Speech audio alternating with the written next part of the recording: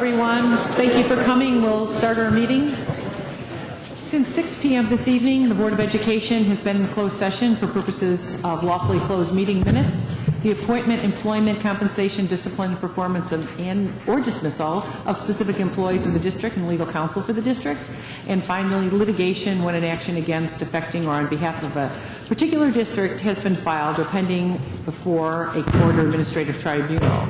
And with that, I will take a motion to come out of closed session, please. So moved. Yes. We have a motion and a second to come out of closed session. All in favor? Any nays? Motion carried. With that, I would like to welcome you all to this wonderful venue for a wonderful reason. We're here for all these phenomenal student athletes that are sitting with us this evening who live every day the district's mission to educate students to be self-directed learners, collaborative workers, complex thinkers, quality producers, and community contributors. And with that, I will ask our board secretary for a roll call, please. Board Student Ambassador President Austin Hansen, board members present, Donna Wanke, Susan Price, Terry Fielden, Jackie Romberg, Mike Yench, Kristen Fitzgerald, and Susan Crotty.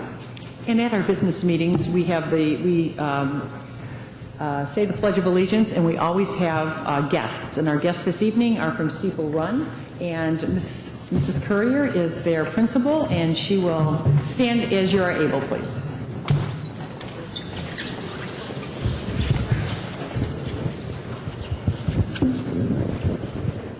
I'd like to introduce Steeple Run student council members. Will Fernandez, Sanika Karamuri, Katrina Bacardi, Maya Cozier, Kendall Donald, Kennedy Donald. I pledge allegiance to the flag of the United States of America and to the republic for which it stands, one nation, under God, indivisible, with liberty and justice for all. Thank you, Steeple Run. Thank you very much.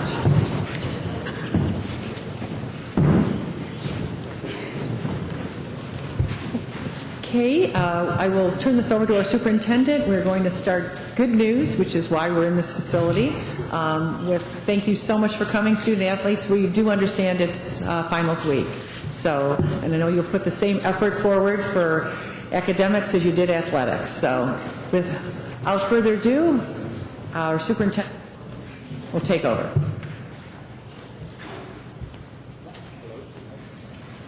Why don't we use this one? All right. Well, this is, I know for the Board of Education and I, this is one of our favorite board meetings. First of all, because we have such community engagement and participation this evening, and you are all welcome to remain with us throughout the course of our business this evening. But we really do get to celebrate a number of accomplishments of our students in our school district this evening. And we're going to begin by recognizing a group from Naperville North High School. So to begin, I'd like to invite Principal Kevin Pops to join me up here. There he is. Okay. So as he's coming up here, first I'll share some news, and then we're going to recognize a specific group.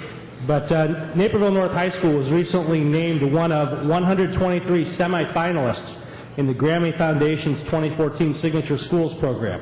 Created in 1998, the Grammy Signature Schools program recognizes high schools from across the country that are making an exceptional commitment to music education throughout an academic year. And in mid-March 2014, the Grammy Foundation will announce the finalists for the Signature School program, chosen from the 123.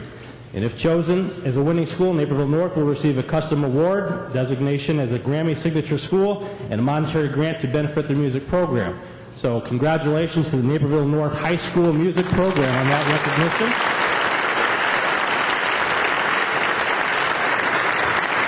And I'm certainly hoping that we'll be back here in March or April to recognize them as a Grammy school. But tonight we have an opportunity to recognize specifically one of the groups within the Naperville North High School band program. So I'd like to invite Dan Moore to come forward, please. And as he's coming up here, I'll let you know that on Friday, December 20th, this Friday at 4 p.m., the Naperville North Jazz Ensemble will perform a special concert at the Midwest International Band and Orchestra Clinic at McCormick Place in Chicago. The Midwest Clinic is one of the largest and most prestigious music conferences, not only locally or nationally, but in the entire world. being invited to present such a concert represents what Dan calls the zenith of accomplishment for secondary school instrumental ensembles worldwide.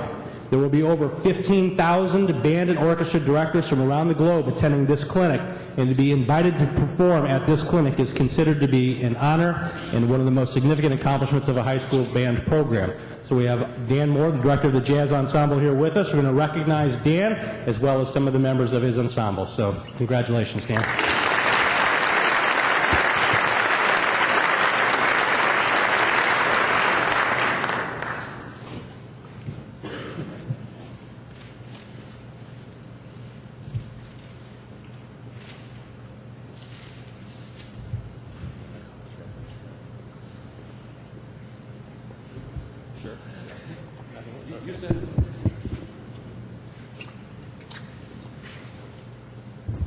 So individuals, if you're here, if you'll come forward, I'll read your name, and Mr. Pops will hand you a certificate. Jeremy Ahn, Casey Ancona, Alex Arnold, Jess Arnold, Paul Beckman, Chandler Bruzis, Nathan Gasteyer, Megan Handa, Jeremy Irving, Ryan Irving, Taylor Croma, George Lowry, Alec McKeska, Sierra McManus, Nishad Navakal, Barry Robinson, Drew Sukup, Stephen Strong, and Charlie Young. Congratulations to all of our performers.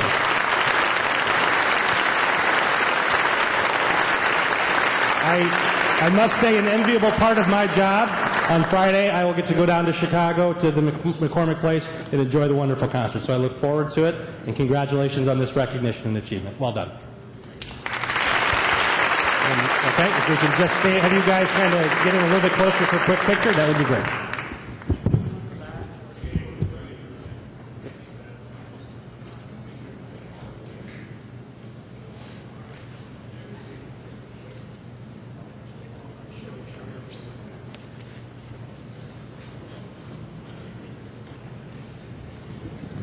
If there are parents or family members that would like to take a picture, you're welcome to come forward to do so.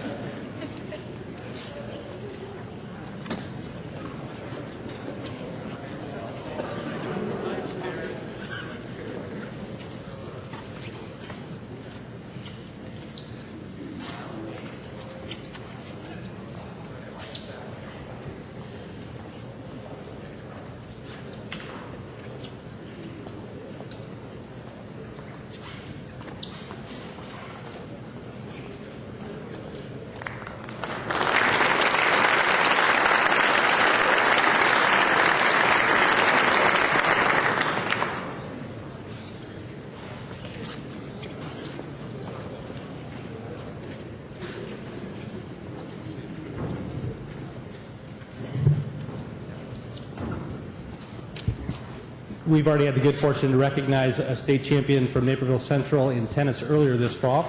But this evening we have a couple more state champions with which we'd like to recognize. I'd like to begin by inviting Principal Bill Wiesbrook, if he's still here, Andy Lussenkirk, and the athletic director to come forward to recognize our first state champion.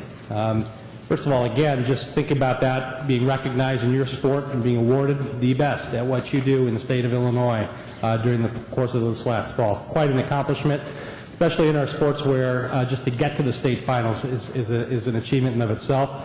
But tonight we're going to recognize an individual state champion from the IHSA swimming and diving contest held earlier this fall. We are proud to have a state champion in diving, so I'd like to invite, if Coach Mike Adams is here, diving coach David Lykar and Sidney Dussel to come forward.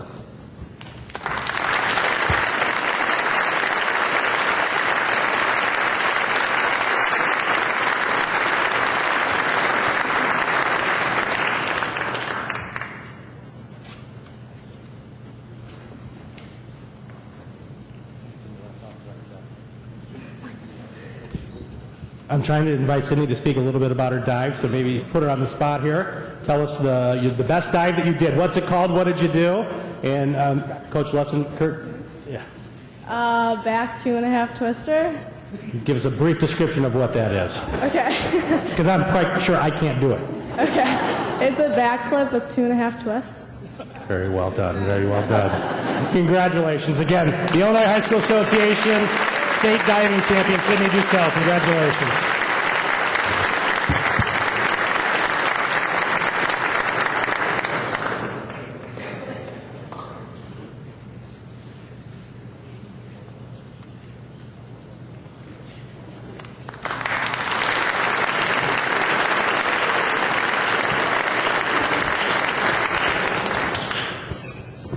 I think that's it for tonight, right?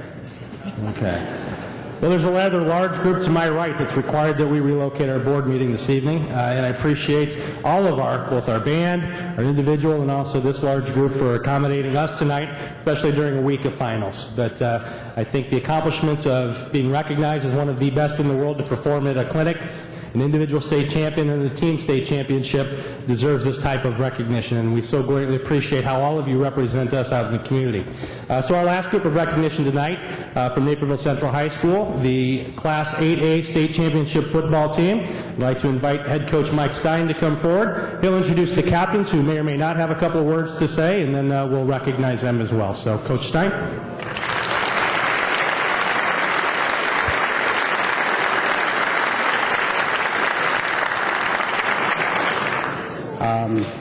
First, there's one coach here, I want him to come up here too with me, Mark Anderson.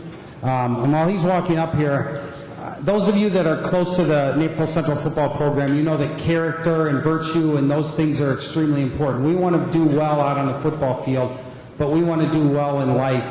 And Mark is really the person that gives us the ability to do a lot of the things with character and virtue in our program. And he doesn't get a lot of recognition for it, but he's someone that deserves a lot. And if any of you out there need someone to come and speak to a group on any of those issues, he's great at it. He's the best, and we're extremely fortunate to steal him away from Wheaton North, where he works for a few hours a day, to come down here and coach with us. But I'd like us all to give Mark Anderson a hand.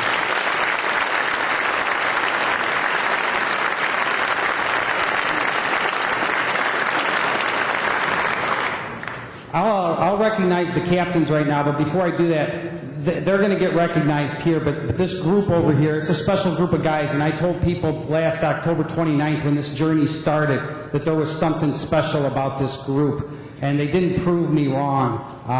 There's just something about them. This is the first time we've all kind of been together since the state championship, and a few of us have gotten together in the mornings, but they're a special group of guys, and 5 of them are going to get to come up here, but we're all one family. So when I'm only calling 5 of them up here, they really all deserve to be up here, but because of time we can't. So our captains that we have Jake Colby,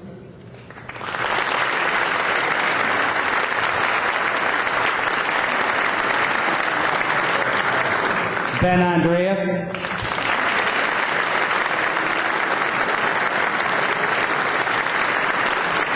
Nolan Davis,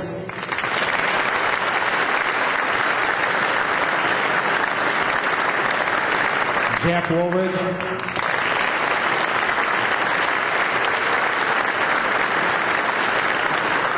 and Cole Woolridge.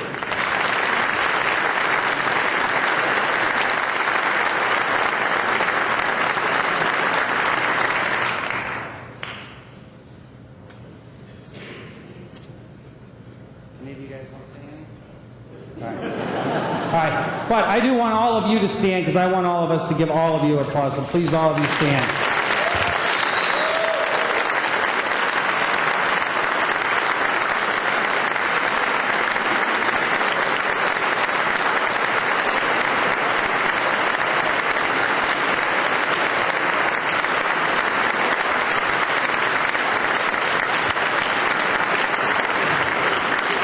Okay.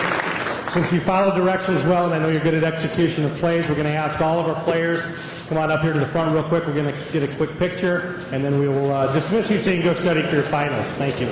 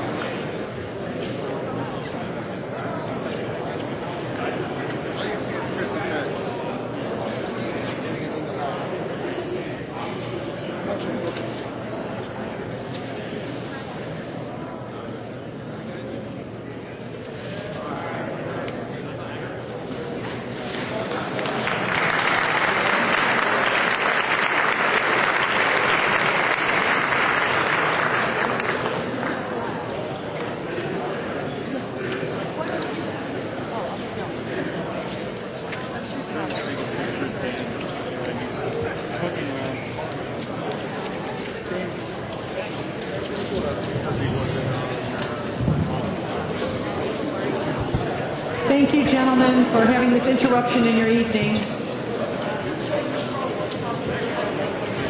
And please feel free to leave. You can catch us on the World Wide Web. You can always read the meeting minutes. We understand you love us, but you're welcome to leave.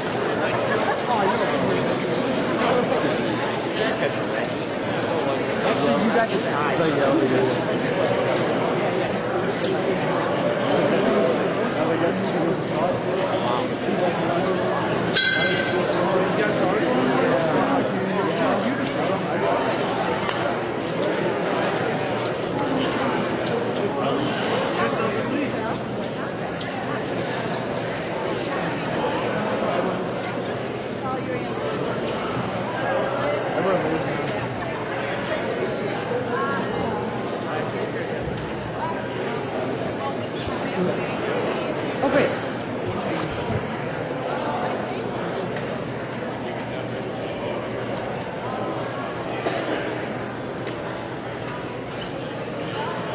Okie doke. We will start the rest of our meeting now.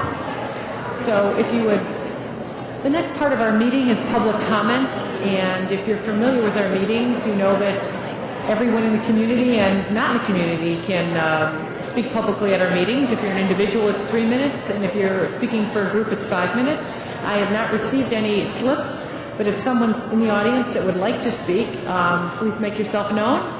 If not, I don't see anybody that wants to speak. We will move on to our communication section of our agenda, and Austin Hanson, our student ambassador from Naperville North, is here, and I will let after his presentation, his report, he will be leaving to study for finals. Well, thank you so much, and yes, I will be studying for finals.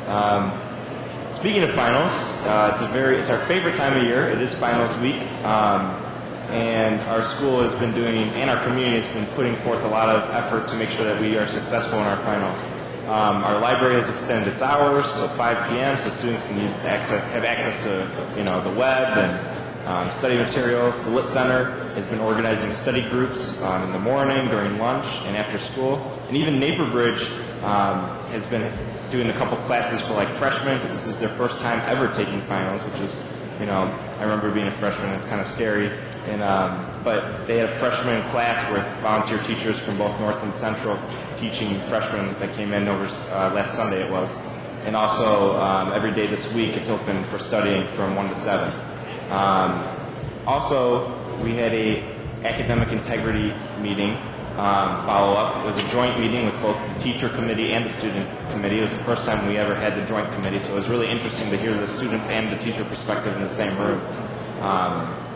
The committee discussed a lot of things. One of the things that we specifically discussed also was a subject test days instead of period by period. So, in other words, every week on Monday it would be math testing day, and so you would have testing on specific days for specific departments versus you could have 7 periods worth of testing all on the same day. So we talked about that, and that's something that York High School does that right now, and that's something that we kind of looked into. Also, as for student government, I think I mentioned this in one of my other previous reports, we had a grant application for clubs within our school, and I have the total allocations of those grants. We allocated $7,250 to tons of different organizations with our school. Just to name a few, our STEP team got $500, Rise Above, a new alcohol and drug awareness club and organization, got a little money.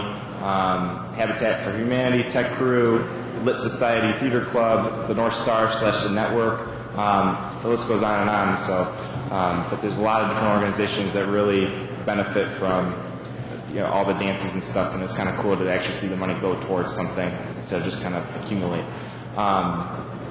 We're really looking forward. Rise Above we've officially booked Chris Herron to come to Naperville North High School to come speak to our school and also the community about the dangers of drugs and alcohol and how they can lead to just a downward spiral. I had the privilege, I think I mentioned this too, to actually go see him at, I think it was Glenbard North or something like that, and actually see him speak, and it's just amazing the impact he had on that community, and I'm really excited to have him come north. It's February 18th. He's coming in during the night for the community, so parents, everyone at Naperville North, and then also on the 19th during the day he'll be speaking to our school. And also, we've had our Naperville North Giving Tree. It's one of the most successful giving trees that we've had. Tons of clubs and individuals coming to donate gifts to families in need. So it's a great time of year. It's stressful, but Christmas right around the corner, so we're excited. That's pretty much it. Thank you so much, Sen, for coming this evening. And with that, we'll excuse you for the evening, and have a wonderful holiday season, and good luck on your finals. Thank you. Okay, written communication. In board docs, you can see different requests that have been requested of the district. And we'll move on to superintendent staff school report. Okay. Threats of snow or some sort of weather event must mean that we have a future-focused report and presentation to give tonight. It seems that weather has always been somewhat of an obstacle or a challenge for us whenever future focus is going on. But looking back in terms of introduction, in April of 2012, immediately after the Board of Education appointed me the superintendent, and at that time interim, began a process of meeting with individual stakeholders and stakeholder groups throughout our community. And those meetings continued through late summer and into early fall of the 2012-2013 school year. One of the key priorities that emerged from those meetings was the need to provide a venue for two-way communication to occur between the district and our entire community. Another key theme to emerge was the need to better understand the values and priorities of our community as they relate to our school district. So after working with the cabinet and the board, we introduced the Future Focus 203 format. The Future Focus 203 would come to represent community engagement at its highest level. As I look back on the past year, as our community facilitating team was forming, I could not have hoped for any better of a process. And the success of this process is a direct result of the leadership and involvement by our community. And this process has been community-driven, and it has been guided by our community facilitating team. Decisions regarding presentations, content, and information were made by the team, and this team pushed the administration and challenged us to provide the information in a way that our whole community would understand and make sense of. And believe me, as I look back after some of the drafts that we brought forward, went through a pretty rigorous filter with this team.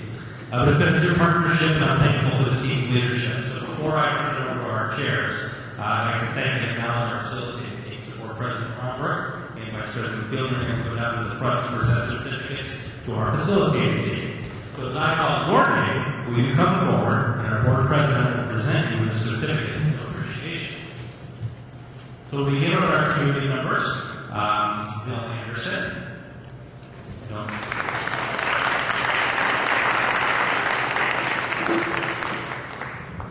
Don't see Tom Carroll, but Tom is also one of our facilitating team members. Tom Carlson. Yes, just like the kids, don't want to take a picture. Lauren Francis.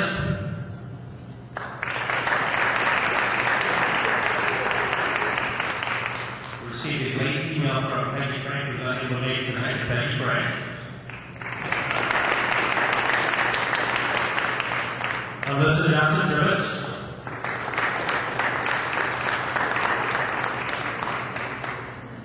Staff representatives, Dean Iverson.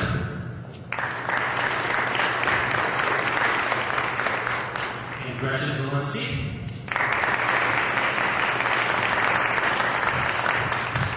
District leadership, Julie Carlson. Jennifer Hester. And Susan Rice is something to be with us. From the Board of Education, Mike Yench. Susan Price. Our support team, Ann Bell.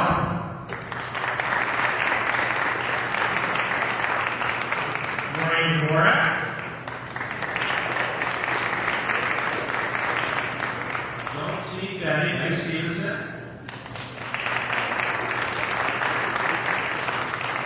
Deanne Fuller. Representative from Unicom, Dean Burns.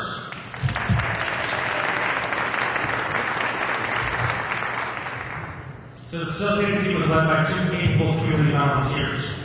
Tonight, on behalf of the facilitating team, they'll report to the Board of Education the findings for future focus. Although a true team effort, these two individuals deserve tremendous credit and our appreciation for taking the lead in this process. So please join me in acknowledging our community co-chairs, Kathy Ruiz,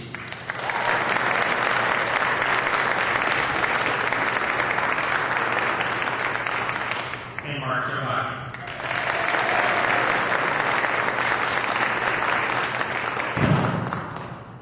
And with that, it's my pleasure to turn over the report to Kathy Ruiz and Mark Shabaki.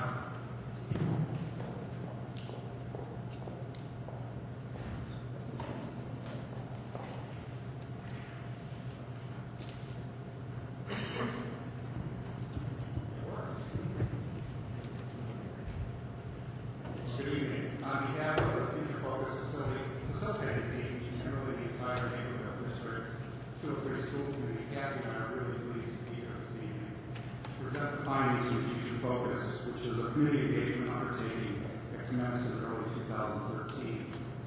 Although the two of us are clearly very biased, we believe this has been a very important and special initiative designed to engage the community in a structured, proactive, and productive way. It truly has been an amazing process and one which should serve to shape and influence the strategic decisions the district needs to make in the years ahead. In that regard, we hope that the recommendations are helpful to district leadership and the school board. Before we start, let me first orient you on what we will cover this evening.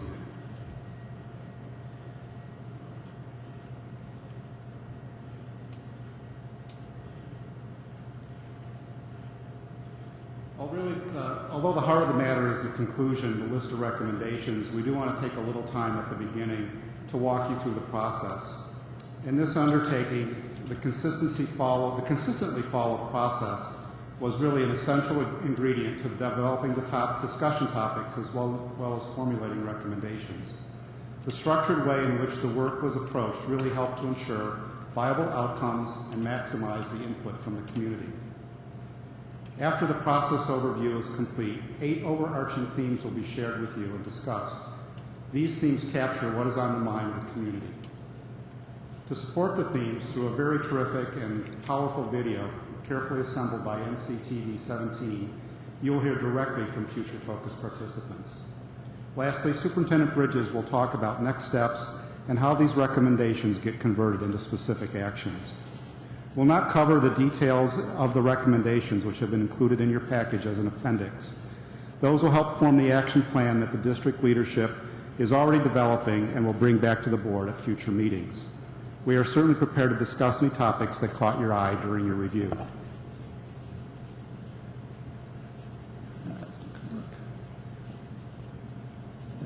There we go. So what is community engagement? Well, at its core, it's intended to solicit the hopes, ideas, and thoughtful suggestions of a school district stakeholders, its public, through meaningful dialogue and discussion. There are many benefits to a community engagement process, but a primary output is to obtain community priorities as key inputs to drive the future direction of the district. This page provides an overview of the process which started by a board's charge, which I will talk about shortly, and followed by the assembling of a facilitating team to execute the program, a topic Kathy will cover. From March through November of this year, we held 6 community engagement sessions as summarized on page 4. All sessions were important, but I'd like to touch on the initial and final sessions.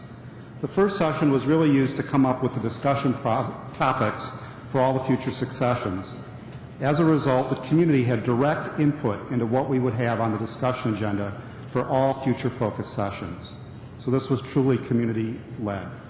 The last session was also important in that we tested the recommendations you will see this evening with community participants. In a nutshell, the charge that the board gave us was twofold. First, to engage the community to understand both the promise and opportunities in District 203, and secondly, to develop the plans for immediate, intermediate, and long-term future of the district. We'll be thanking a number of people and stakeholder groups this evening, but Kathy and I would like to commend and thank the board and Superintendent Bridges for initiating and supporting the Future Focus program. It was a phenomenal, insightful way to engage the community. I also think that it's noteworthy that this was undertaken without a hot topic driving the initiative. This was done at a time when things were very stable, and I think it really is an opportunity to engage the community and solicit their input across a broad range of topics. I won't go through the many benefits summarized on this page, but I want to pull out a few points. Future Focus really did serve to build an ongoing process for strengthening trust, communication, and collaborative efforts with the full community. I think you'll see that when we watch the video shortly. The other aspect of community engagement is the awareness of issues it brings to the community. I think at various sessions, community members learned a great deal about a number of topics, so the important informational and self-discovery component of the work cannot be underestimated. I'm now going to turn the discussion over to Kathy to talk about another critical component of Future Focus, the facilitating team.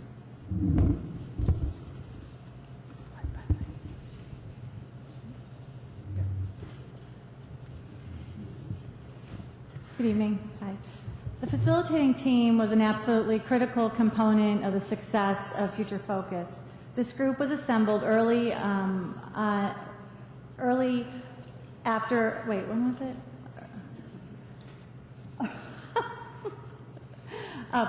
By Superintendent Bridges and Julie Carlson, who recruited Mark and me.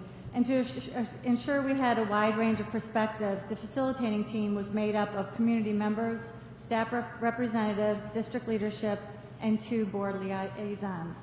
This team, consisting of approximately 20 individuals, debated and supported decisions regarding process, strategy, and communication. We met regularly to develop agendas, review discussion materials, and kept the program focused and on task. In addition to provide expertise and their own unique perspectives, this talented group made the process stimulating and enjoyable. The good work and group work we did, as you will see tonight, never would have happened without such a dedicated group of individuals. Every person listed on this slide made a significant contribution to this project. They all gave their ideas and time freely. We had many spirited conversations, which led to the best product we could deliver. I know that Mark and I have been touched deeply by this fantastic group of people, so we would like to publicly thank them for their dedication. All of you made the last year rewarding and fun for both of us. So many of the facilitating teams, if you could please stand. They were already recognized. Each session always included a 20 to 25-minute overview of the topic to be debated and discussed by the community participants. In addition to district experts, we also had external experts from PMA and White & Company. We would like to sincerely thank all of the presenters for the hard work they did to provide the right context to the conversations to ensure the community outputs were focused and on point. One of the essential ingredients was having a structured approach for each session. Although we did mix things up in terms of the community work efforts, each session followed a set structure. At each session, an informal PowerPoint presentation was provided together with any supplemental data or materials. We then put the community participants to work in small groups. One of the primary tasks of the facilitating team was to develop the work efforts to ensure we had usable outputs. At the end of the work sessions, we would ask each table to report out their key findings. The discussions at the tables were always lively, with information and ideas freely flowing. The key findings were then summarized in a verbatim document, which was available on the Future Focus webpage for all to see and review. These verbatims have been key inputs into the recommendations contained in this document. And one component I'd like to emphasize is the consensus aspect of the work. It was important that each working group arrive at consensus, so the opinion or voice of a single participant was not the driving force. During the work efforts, the facilitating team was available to ensure each table had the right balance and the consensus principle was achieved. On this slide, some facts are provided just to give you an idea of the dimensions and impact of Future Focus. Here are a few highlights. 27 distinct recommendations have been developed out of the Future Focus. We had almost 450 community participants engaged over 6 diverse and information-packed sessions. Given that we wanted to touch as many stakeholders and groups in the community, Future Focus was a catalyst to launch the district's social media presence on Facebook and Twitter.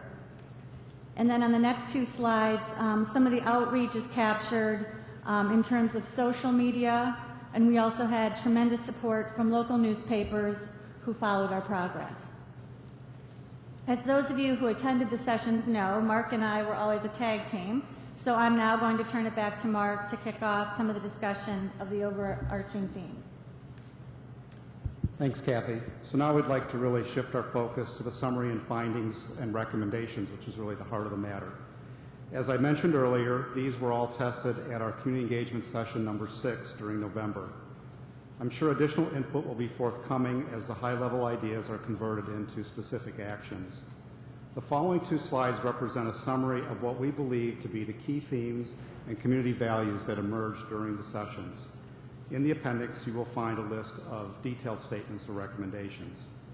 What Kathy and I hope to do on the next 2 pages is really make some of the themes and values come to life for you. How did we land on these 8 points, and why are they so critical? I think, Jackie, you read earlier the mission statement of the district, and I think without prompting, the words and the intent of the mission statement came out repeatedly in all the Future Focus sessions. As a board, I think you should really know that the mission statement is alive and well in the district, whether it's through discussions with parents and teachers or the students themselves, as you will see shortly. I think this speaks to the many enduring aspects of the mission statement that are so clearly articulated. Another resounding and recurring theme was that student success needs to go beyond academic achievement, test scores, and college preparedness. A related sentiment was that with the evolving diversity of our community, the needs of our students are no longer as similar as they once were. As a result, defining and establishing a broader view of student success is critical and will not only benefit all learners, but help to inform our programs of study. The third bullet on this page, the social and emotional health of our students, came out early and continued to be present in virtually every conversation. Acknowledging the pressures our students experience necessitates programs to support them in their social and emotional development. And this isn't just about high school students. The pressure to succeed comes at a very early stage, so this important aspect needs to be addressed throughout all grade levels. Our programs of study, our curriculum, really is top tier in terms of allowing students to be successful in 203 and beyond. These programs also provide a strong foundation on which to implement the Common Core standards. Kathy will now guide the conversation on the next page. Thank you, Mark. Whether we are talking about curriculum, finances, or parental engagement, District 203 is in an enviable position. That said, the community recognized that change is continual and constant, and as a result, it is a critical time to redefine and support long-term student success. In terms of finances, those that attended the finance session learned a great deal about how the district is funded and the related opportunities and risks associated with our funding base given the struggles at the state level. So the community commended the district on its financial stewardship, but understood the need for an ongoing vigilance. Discussions on facilities always result in lively discussions, and the community engagement session devoted to facilities was no exception. This session was used to kick off the facilities master plan and obtain priorities from the community members. This important process will become more intense in the new year, and the community will continue to engage in the planning. Although communication was not one of the agenda items, it emerged as an important theme in the engagement sessions. The community wants two-way communication, the ability to hear from the district, but also an ongoing opportunity to provide input and guidance back. Furthermore, it was recognized that the diversity in the community continues to change, which makes for a much richer fabric. As a result, it is important for all constituencies to be involved and engaged. The detailed recommendations start on page 23, and as a board, you will see these ideas converted to action in the months ahead as the district leadership puts plans in place to implement these ideas. In session 2, we mixed things up a bit and used a work exercise to create a Wordle, or some of you may know it as a word cloud, to zero in on key word descriptors that would reflect a definition and indicators of student success in District 203. The Wordle on this slide is built on the input of the community. The more the word is used, the larger it appears on the Wordle. And as you can see, here were the keywords or descriptive themes that emerged from the community engagement sessions. College and career ready, demonstrated academic growth, self-directed learner, personal growth, and goal setting. And then at the evening session of community engagement 2, the facilitating team recognized the power of the student voices in the audience, so we decided to convene both high schools in different focus groups to run through the same exercise of defining student success indicators. And this slide depicts the student Wordle and the keywords or descriptive themes that emerged from their discussion. Similar phrases emerged, but with slightly different prioritization. Self-directed learner, personal growth and goal setting, quality producer, college and career ready. And we wanted to share these because we believe the visual weighting of the phrases is extremely powerful and interesting. One important partner in the Future Focus 203 was NCTV. Liz Spencer and crew were at every session, also attended many of our planning sessions to capture the ideas and progress on video. At the beginning, Mark and I dreaded the interviews, but Liz helped us to relax and made it fun. And I think it is going to be a wonderful to have this video documentation from the start to finish from the Future Focus program. When you see the next 7 minutes, you will be incredibly impressed with the talented professionals at NCTV who have done a remarkable job of capturing the essence of Future Focus in a thoughtful and concise manner.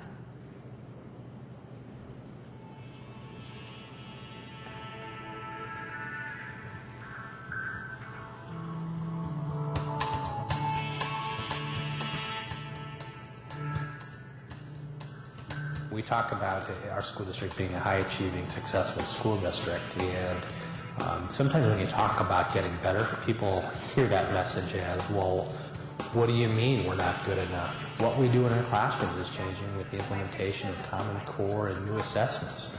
And how we get it done, the resources available to us as a school district are changing also. With all of those changes taking place, we had an opportunity to either say, we're pretty happy with how we're doing, let's just keep going status quo. Or an opportunity to say, hey, we're doing pretty good, but we can do even better. There's opportunity for growth and improvement. The tagline for the program is educate, collaborate, and communicate. And those are really the things that we want to do, not only now for Future Focus, but ongoing into future ways of engaging the community around important issues and important topics. This is just a really exciting process from my perspective, and the team that the district helped to assemble from the community, it's a great group of people, and everybody is so engaged and prepared to share their opinions and their thoughts in such a productive way. This is spectacular. The way you're allowed to have an open forum for anybody in the community to come in, hear their voice, you know, be heard, whatever, is phenomenal. Pure genius.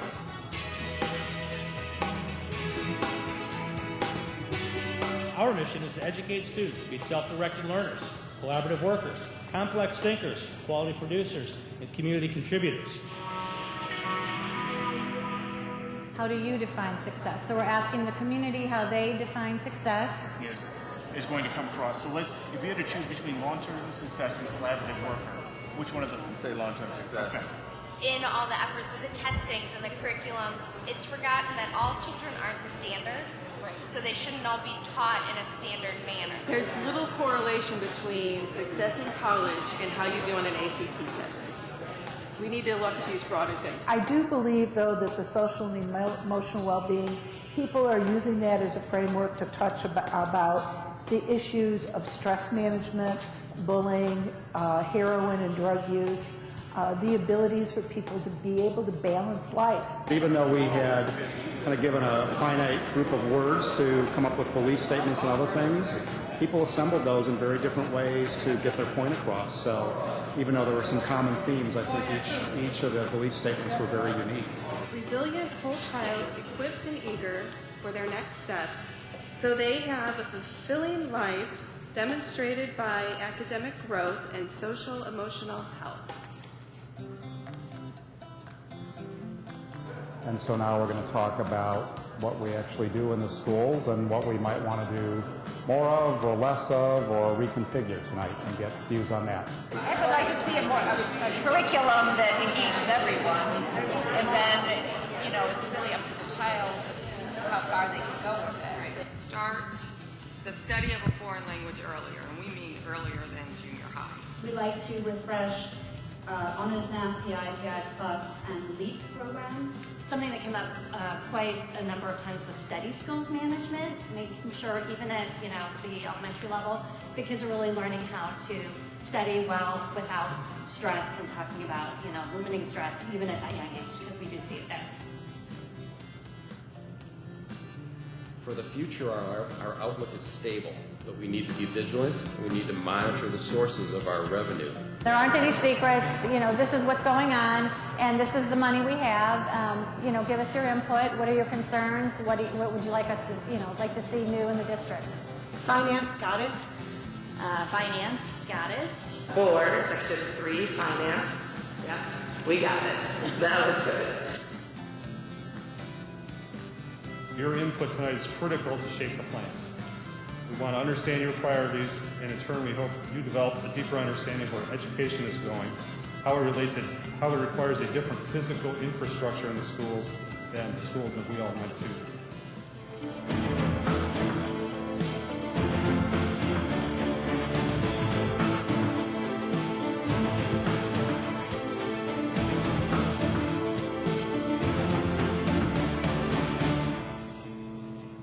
They should be flexible spaces. We shouldn't just say this room can only be special ed. Right. Or, I like that it's a multi-use, but those spaces need to be available.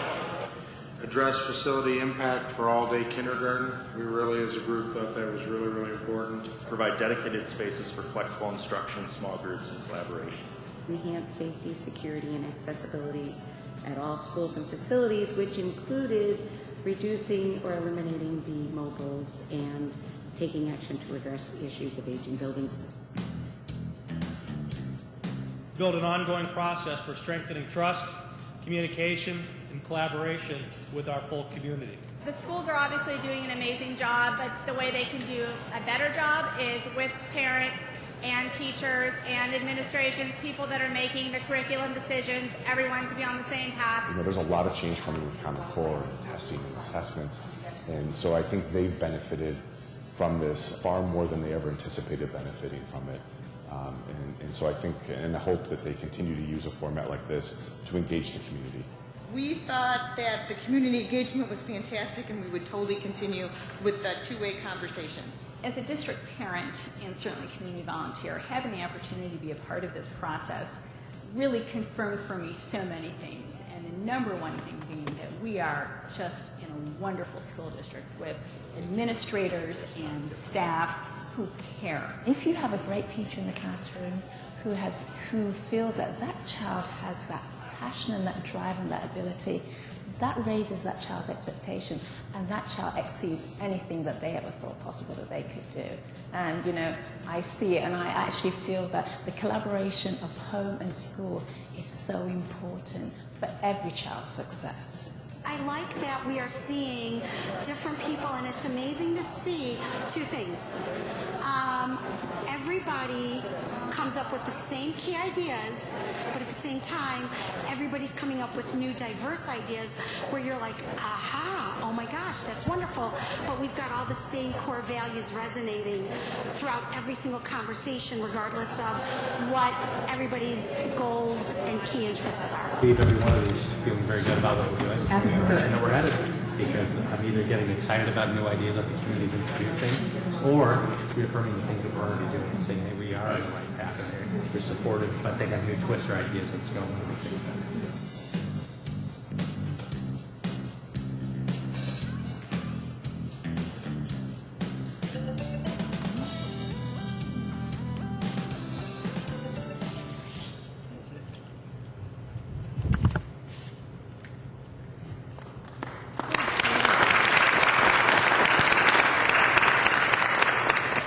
So in order to ensure throughout the process we were as transparent as possible and to ensure that we had an authentic way to capture what we were hearing from the community, I'm so thankful that NCTV 17 was willing to partner with us to really capture all of the discussions and the feedback that we heard from our community, so that again we use it as a data point to go back and make sure we heard what we thought we heard as we begin to move forward. So for us as an administration and Board of Education in the school district, now the hard work of Future Focus actually begins, and that's the taking the recommendations and coupling them with Board of Education priorities and input, administrative priorities, legislative mandates and requirements that we must do to lay out what we've entitled a strategic blueprint.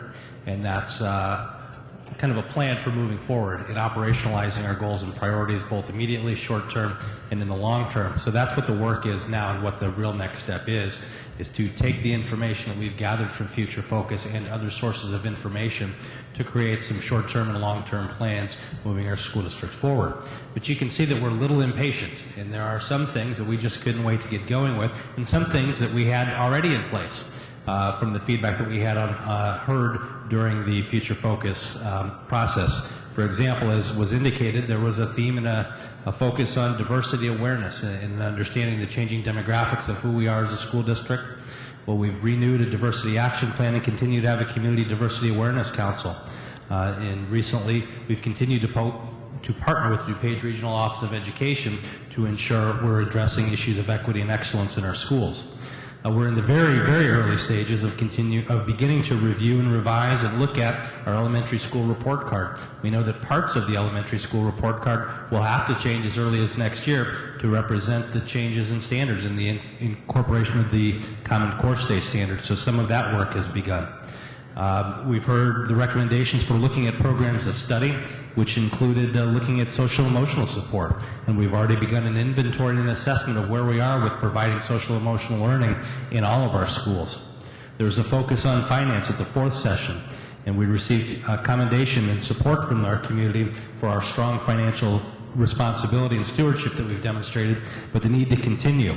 And we were challenged to present a continual 5-year forecast, and we've already presented that to the Board of Education in previous meetings. And then we also had to focus on facilities. So based on input that we had heard throughout the process, rather than launching a facility master planning process, we used that community engagement session to really gather input to help build the facility plan. So some of the work has already begun, and the rest of the recommendations we'll take to look at how we move forward for our plan. Next steps will include a report to the community. Maybe I could get the next slide. There we go. A report to the community, which will begin working on consolidating our information and building our plan. We're already planning a 2014 spring session on a topical issue that has been brought forward of a concern by members of our community throughout the process. And then in the fall of 2014, we'll come back with a State of the District and update on our progress. So we're excited as an administration and as a school district to begin to address some of the issues and the recommendations that were brought forward by our community. And we're pleased to celebrate and recognize the work of this process on Tuesday, January 28th at Naperville North High School, where NCTV 17 will be screening the full documentary that they have captured on this process. So you're invited to join us for that wonderful event. in your PowerPoint presentation before maybe Mark or Kathy may have some closing comments, or is the summary report of the key themes and the implementation recommendations. So unless they have some closing comments, we're ready for comments or questions from the Board of Education.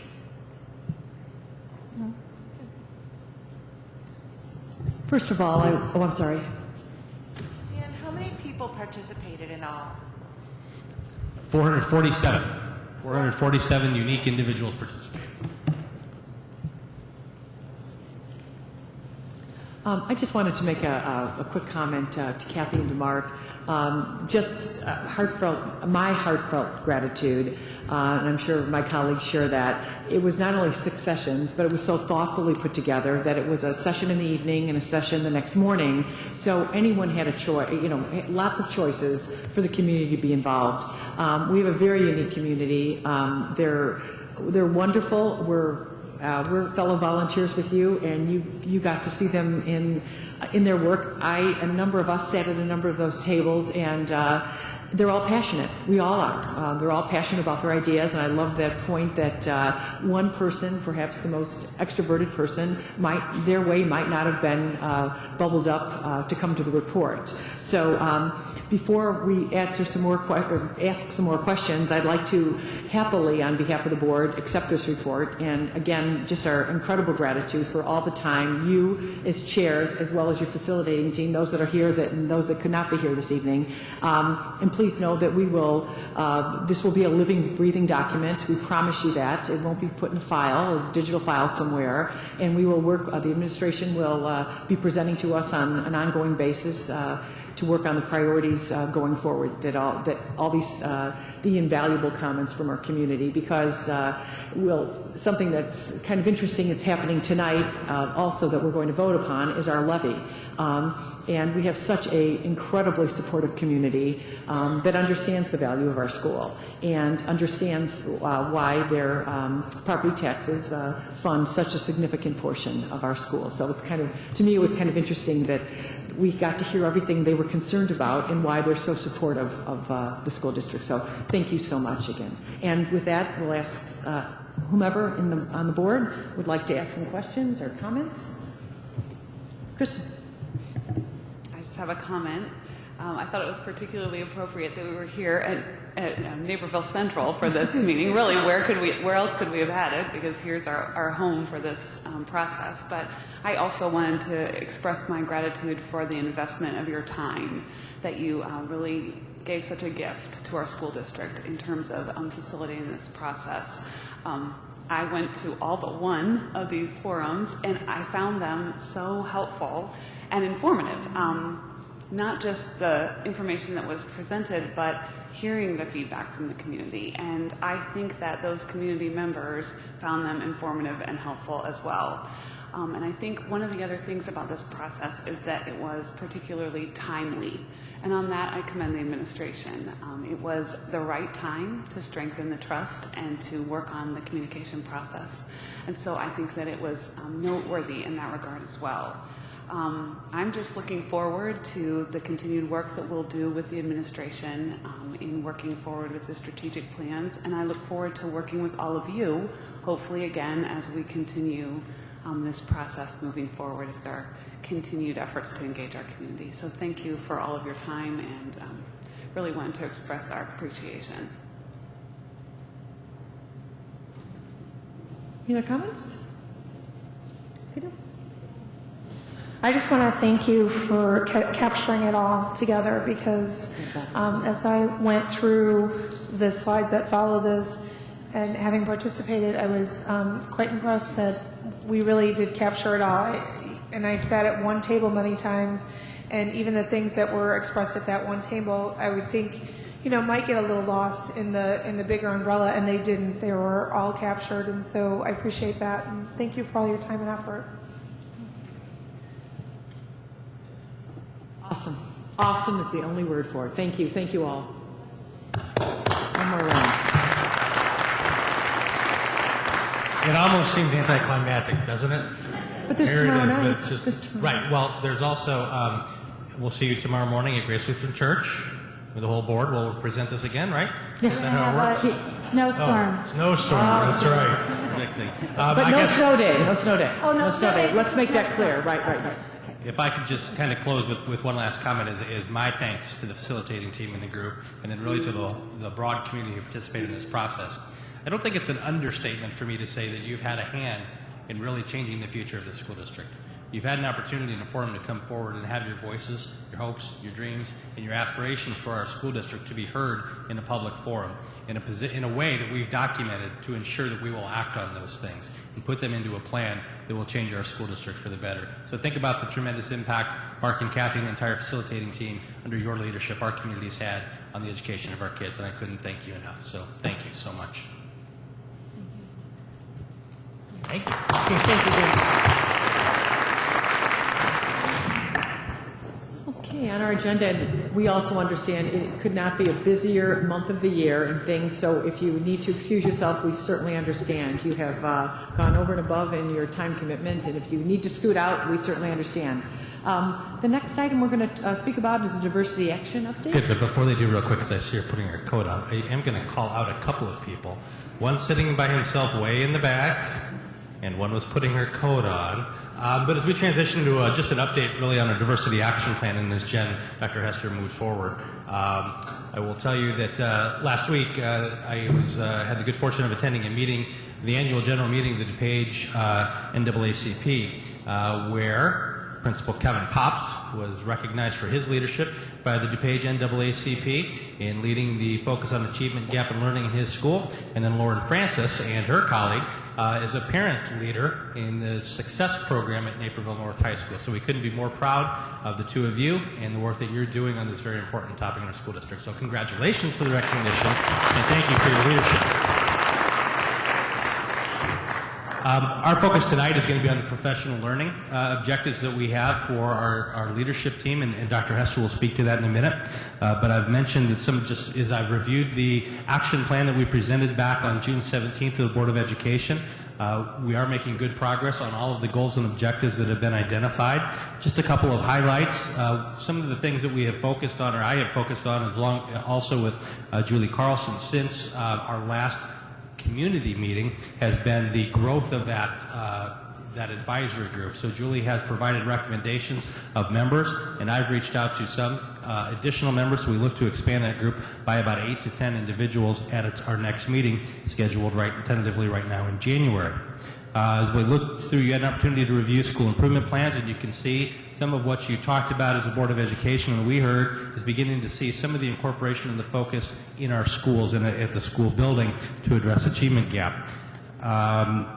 So human resources, focusing on their review of hiring practices, is near completion of a draft of a dashboard illustrating the work that has taken place in that area. And as I said, we continue to focus our professional learning for our administrative leaders on culturally responsive practices. And I'll turn it over to Dr. Hester to speak about the objectives and outcomes that we've been reaching with them. Thank you.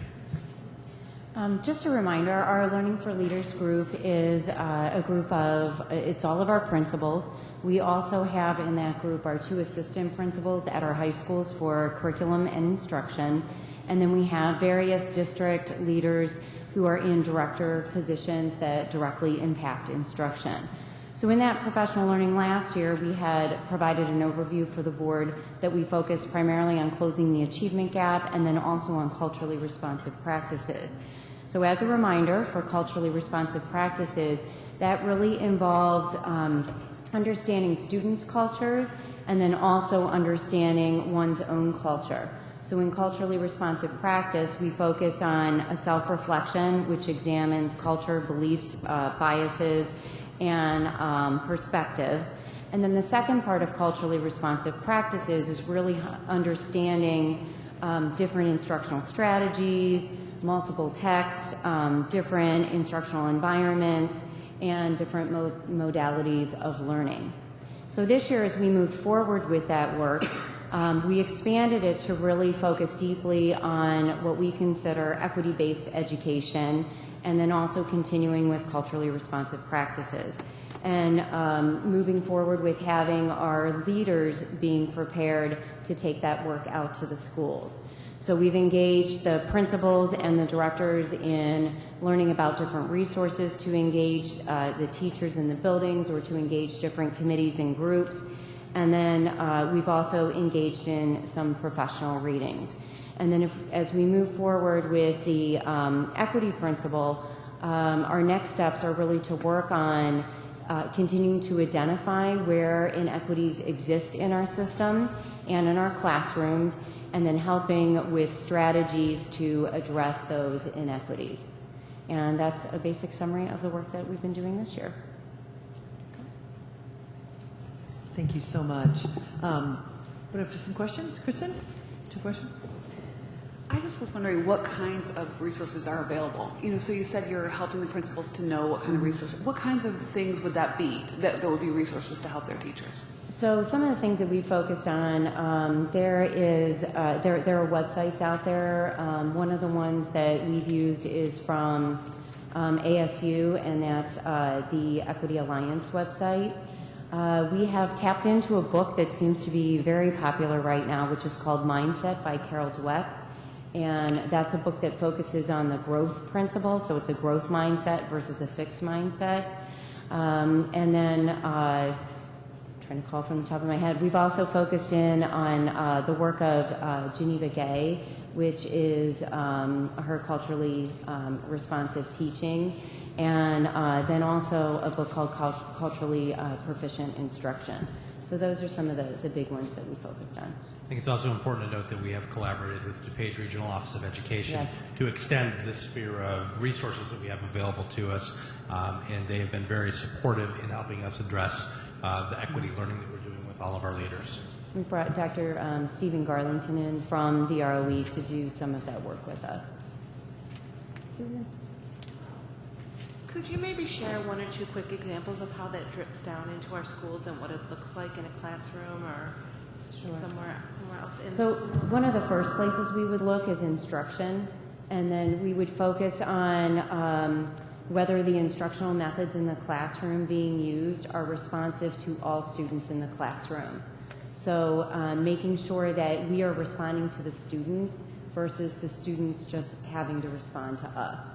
And then another one that I think is a really good example is through resources.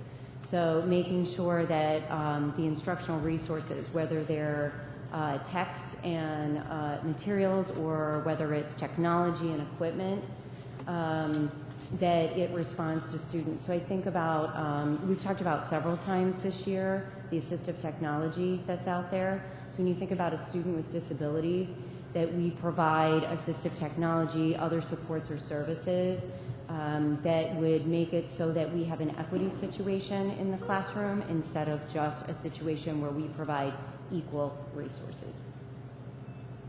For some specific examples, I'd call your attention back to some of the school improvement plans, looking at it within each of the indicators and the tasks that the schools have identified that they will undertake, and you can get a sense of it. Just as one example, Ranchview, one of their indicators is the school culture supports teachers in practicing effective and responsive instruction to meet individual student needs.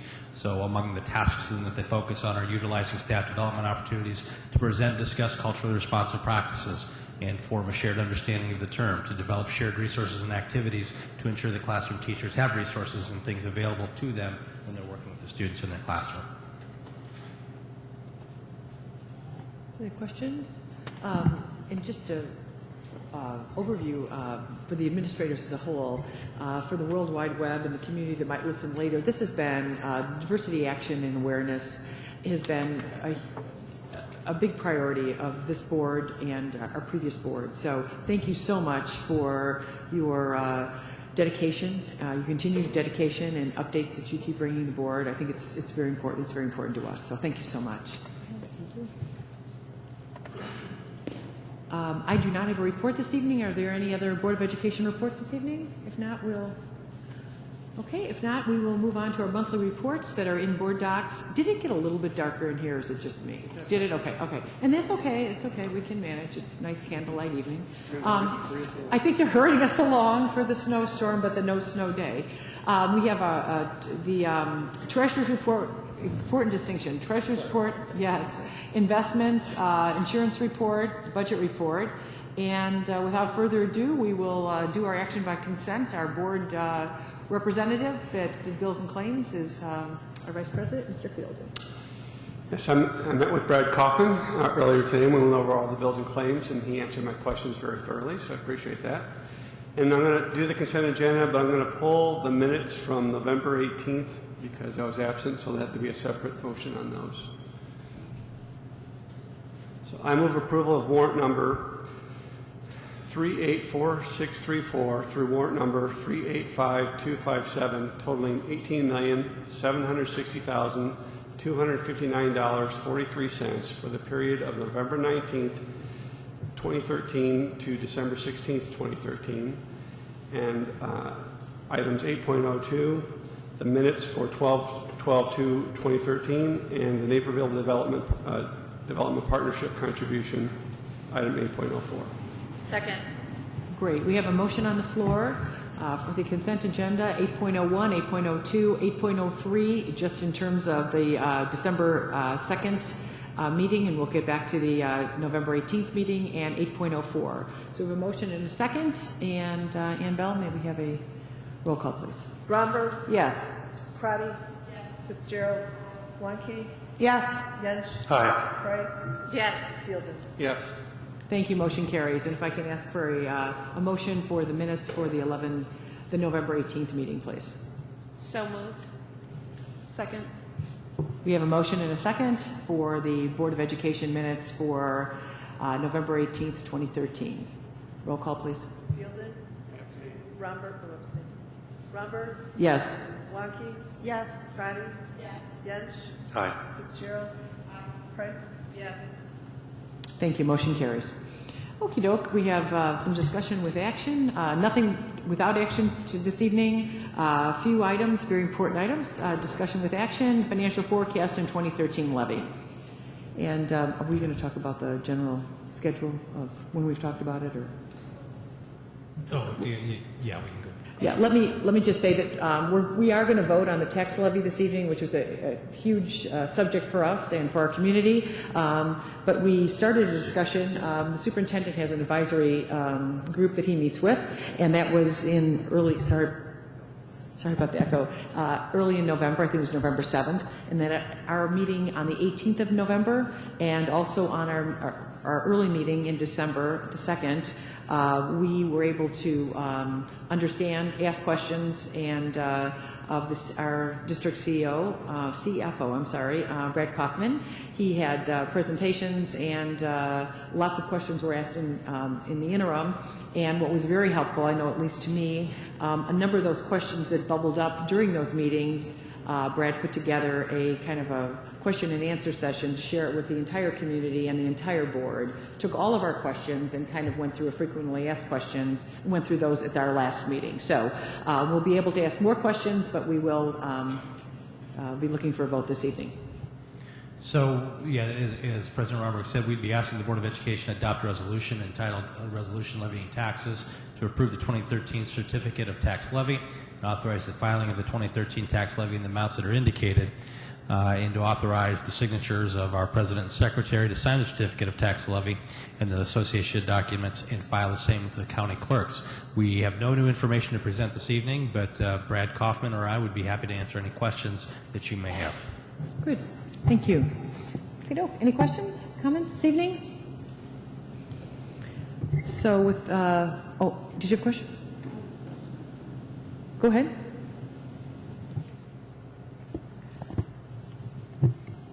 First, I want to thank Brad and Dan for all of their work to address the questions that the board has had for the past couple of weeks. I know that that was a particularly helpful presentation last meeting where we were able to look at a number of the questions.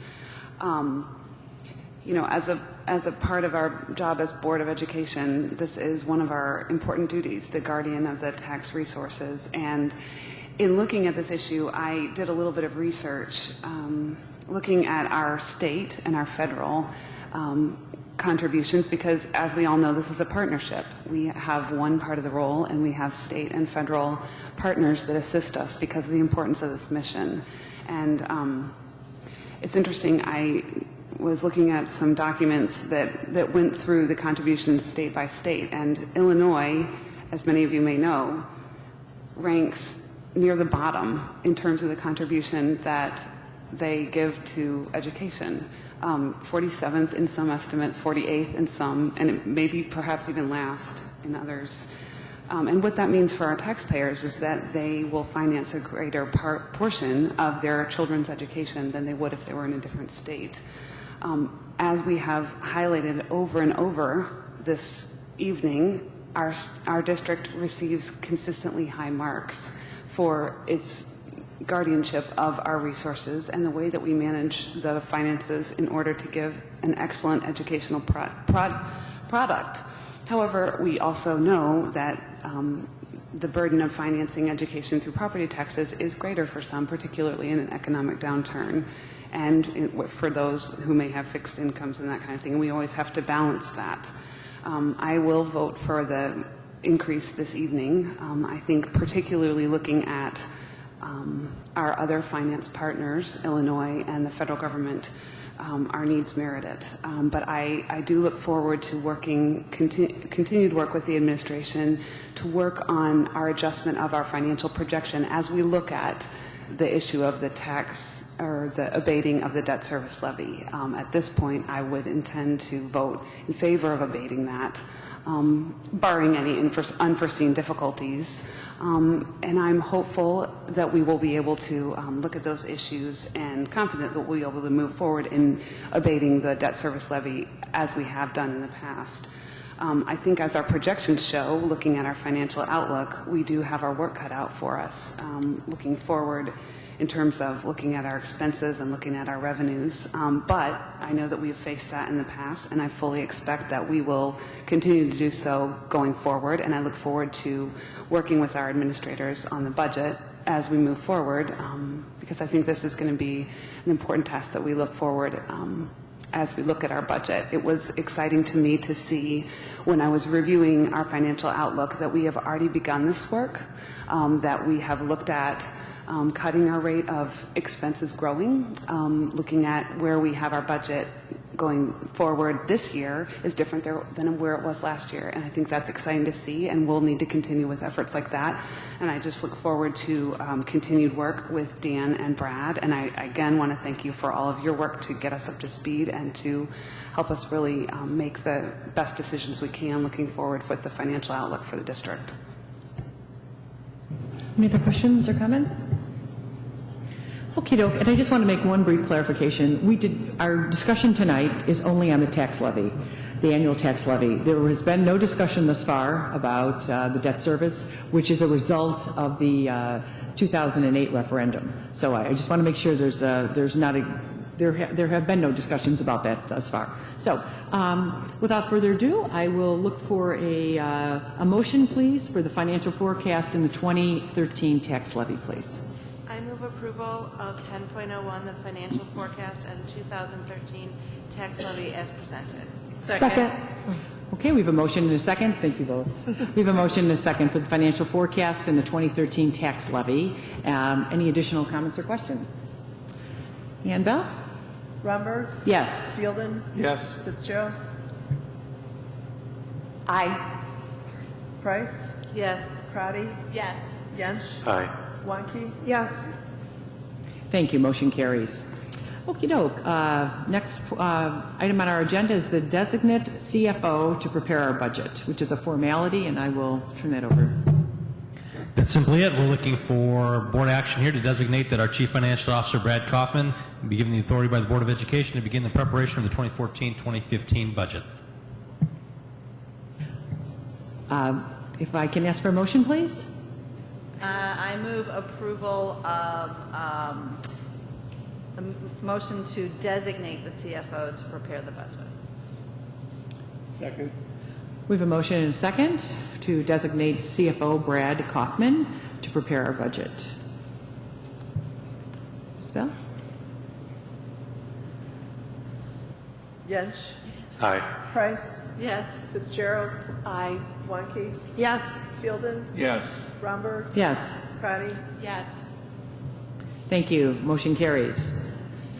Our next item on our agenda is the enrollment study, which we've talked about. We talked about in some depth at our last meeting. And I will Great, and it provided as additional information in the board docs for you is just information from Deputy Superintendent Osborne, who had made some follow-up calls to some other districts for reference check purposes, the resume of Dr. Coffron, and if there are any additional questions, either Brad, Kane, or I'd be happy to address those.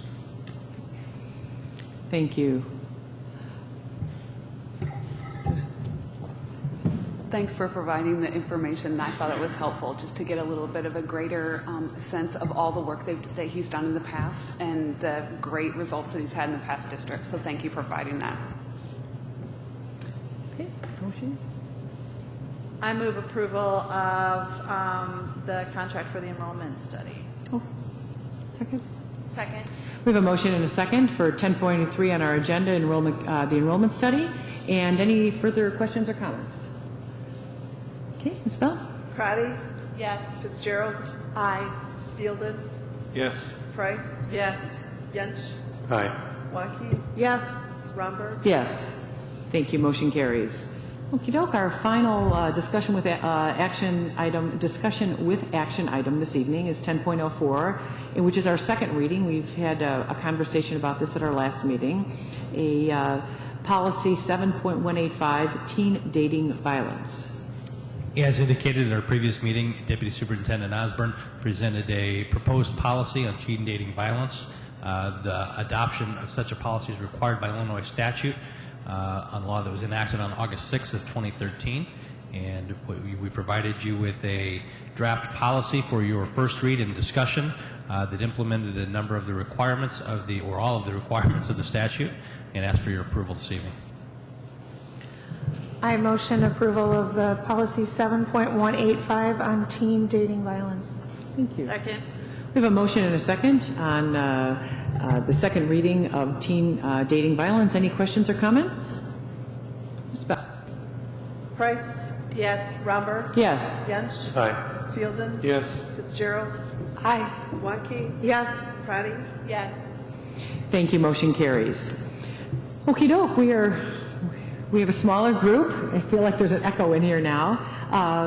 The next item on our agenda is the schedule of events. And again, thank you for putting the new highlighted ones in red.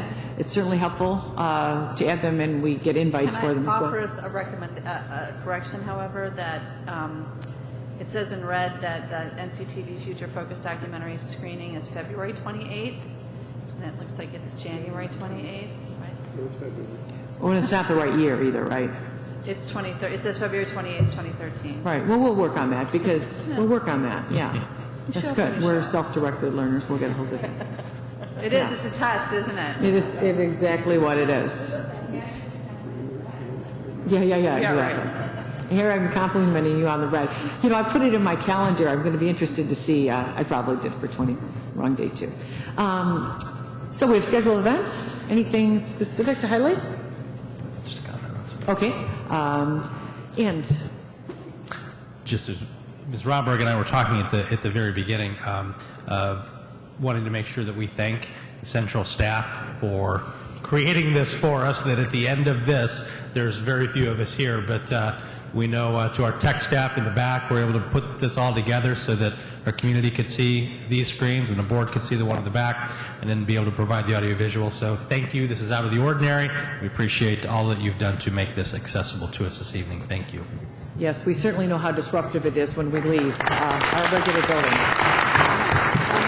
But for such a good reason, to let all the parents of all the student, the band, the diver, the student athletes, let their parents come and be seated and feel welcome. Nothing like having them over at PSAC and not having any space and letting them stand outside in the cold. So with that, I will entertain a motion to adjourn our last meeting in calendar year 2013. So moved. Okay. Second. So we have a motion and a second to adjourn. Thank you. All in favor? Aye. Any opposed? Thank you so much. Enjoy your holidays, everyone. Thank you.